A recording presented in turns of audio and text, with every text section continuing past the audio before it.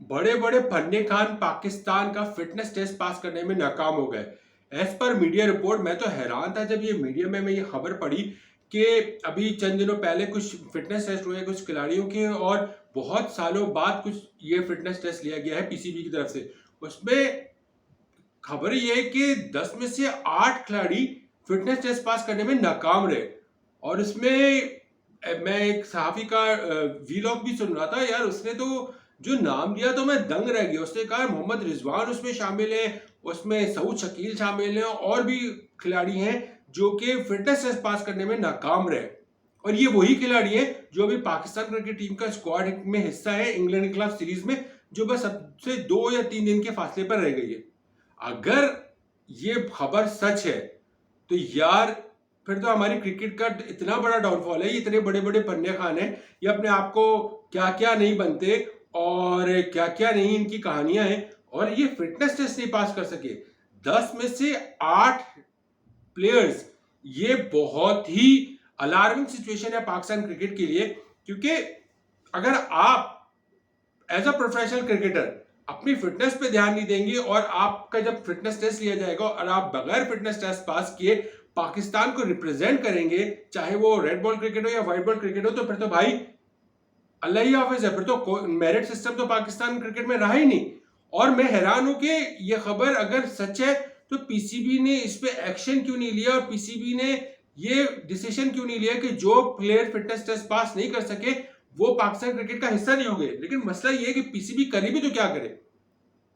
अगर जो media report आ रही है कि 10 में से 8 खिलाड़ी फिटनेस टेस्ट नहीं पास कर सके, तो फिर पीछे बचा कौन? किस किस को आप हटाओगे, किस किस को आप सीरीज से बाहर करोगे फिटनेस टेस्ट के नाम पे?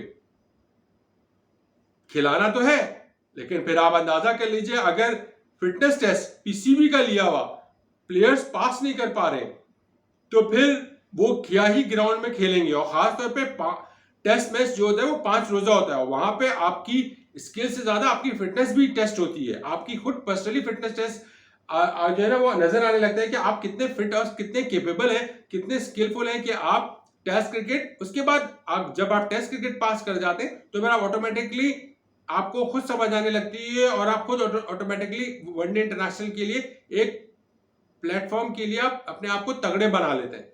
लेकिन बस अगर ये खबर दुरुस्त है तो मैं शॉक में हूं, क्योंकि आपको भी पता है कि माजी में ज्यादा दूर की बात नहीं है, खबर ही खबर थी फिटनेस टेस्ट के मुतालिक। जब बाबर आजम कप्तान थे तो शायद उन्होंने as per media report, as per बहुत सारे सहाफी, के बाबर आजम ने ये जो कहते हैं ना ये इसको बनाना जो प्रियोरिटी थी खत्म कर दी। यानी कि फिटनेस टेस्ट होना जरूरी करार दिया गया था माजी में। जब से बाबर आजम के पास पावर आई और फिर बाबर आजम ने इस सिस्टम को खत्म ही कर दिया और प्लेयर्स के फिटनेस टेस्ट होना ही बंद हो गए। ये आपने भी पढ़ा होगा और बहुत जगह आपने सुना भी होगा कि ये चला है, और उसी की बुनियाद पे पाकिस्तान प्लेयर्स की फिटनेस वो लेवल नहीं रही। चाहे फास्ट बॉलर हो जाए, चाहे वो बैटर हो या स्पिनर हो, फास्ट बॉलर तो इस लेवल तक आ गए कि शुरू में उनकी पेस थी, लेकिन जब वो इंजरी के बाद टीम में वापस आए तो उनकी पेस डिक्लाइन हुई है। शुरू में होती है, लेकिन जब आप रिदम हासिल कर लेते हो तो आपकी आहिस्ता आहिस्ता पेस वापस जनरेट होना शुरू हो जाती है। लेकिन ऐसा हुआ नहीं है पाकिस्तान क्रिकेट में। ना शाहीन की पेस में इंक्रीज हुई, ना शाहीन की पेस वो पेस थी जो इंजरी से पहले थी। सेम नसीम शाह की भी पेस वो पेस नहीं है जो उसकी इंजरी से पहले थी। ना आमिर की वो पेस नजर आई अभी आपको T20 वर्ल्ड कप में जो उसकी पेस हुआ करती थी।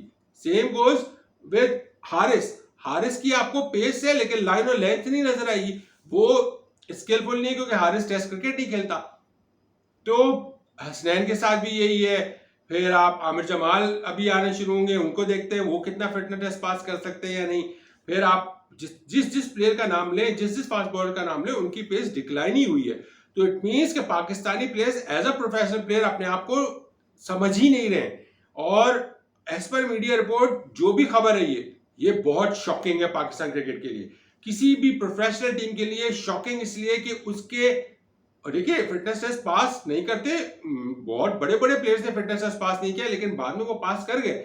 लेकिन यहां स्टोरी जो मैं पढ़ रहा हूं, जो सुन रहा हूं कि बड़े बड़े नाम, और उनमें से 10 खिलाड़ियों के फिटनेस टेस्ट लिए गए, जिसमें से 8 तो ऐसे थे जिन्होंने टोटली नाकाम रहे फिटनेस टेस्ट पास करने के लिए। और ये वही लोग हैं जो अभी इंग्लैंड खिलाफ मंडे को आपको टेस्ट सीरीज खेलते हुए नजर आ रहे होंगे।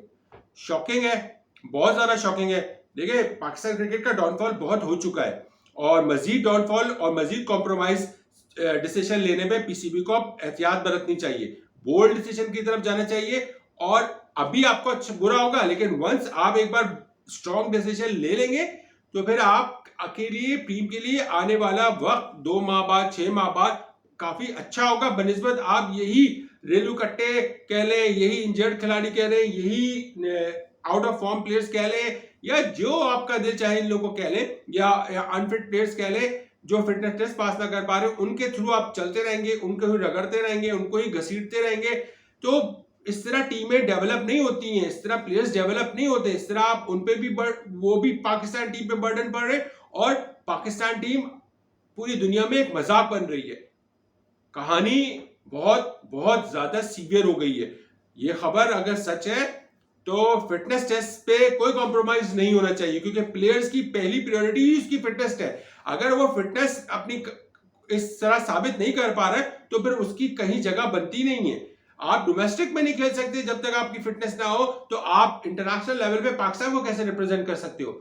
यहां सिचुएशन बहुत गंभीर हो गई है। पाकिस्तान क्रिकेट बोर्ड को सोच समझ के डिसीजन लेना होगा। अगर फिर वही कॉम्प्रोमाइजिंग डिसीजन पे पाकिस्तान क्रिकेट बोर्ड जाएगा तो फिर नतीजा वो नहीं होगा, क्योंकि आप इंटरनेशनल क्रिकेट का वो स्टैंडर्ड नहीं रहा। आप कंपीट नहीं कर सकते।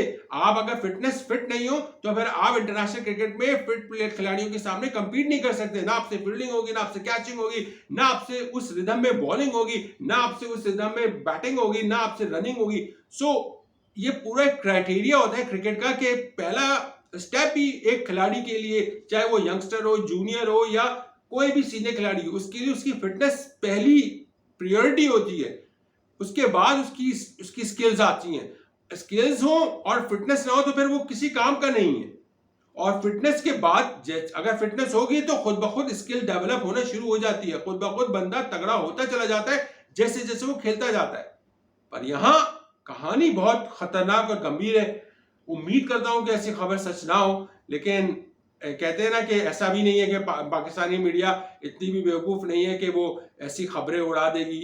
कुछ ना कुछ, कहीं ना कुछ दाल में काला जरूर होता है, कहीं ना कहीं चिंगारी होती है तो तभी तो खबर निकल के आग के तौर पे, शोले के तौर पे धुआं उठ रहा होता है तो नजर आती है ना। तो ये एक मिसाल है, कहीं ना कुछ है गड़बड़ एज पर मीडिया रिपोर्ट। और मीडिया में मैंने पढ़ा एज पर पीसीबी सोर्सेज ये खबर है कि फिटनेस टेस्ट नहीं पास कर पा रहे। तो भाई आप क्या इनसे उम्मीद लगाओगे कि ये ऑस्ट्रेलिया इंग्लैंड को सीरीज हराएंगे, फिर ऑस्ट्रेलिया को ऑस्ट्रेलिया में जाके सीरीज हराएंगे, साउथ अफ्रीका को साउथ अफ्रीका में जाके तीनों फॉर्मेट में सीरीज हराएंगे, फिर आप आईसीसी चैंपियन ट्रॉफी में से क्या उम्मीद लगाते हो। तो यार मुझे तो कुछ समझ नहीं आ रहा इस टीम का, इसके चलाने वालों का। उम्मीद करता हूँ कि कॉम्प्रोमाइजिंग डिसीजन नहीं होगा और अब स्ट्रॉन्ग और बोल्ड डिसीजन होगा, ताकि स्ट्रिक्ट डिसीजन के साथ ही पाकिस्तान आगे बढ़े, स्पेशली पाकिस्तान क्रिकेट टीम आगे बढ़े। क्रिकेट बोर्ड तो बढ़ेगा ही बढ़ेगा, लेकिन पाकिस्तान क्रिकेट टीम आगे बढ़े तो ज़्यादा अच्छा होगा। आप अपनी राय का इज़हार कीजिएगा जी, आपको कैसा लगा ये खबर सुन के एज पर मीडिया रिपोर्ट के बड़े बड़े खिलाड़ी फिटनेस टेस्ट नहीं पास कर सके। अपना ख्याल रखिएगा। अल्लाह हाफ़िज़।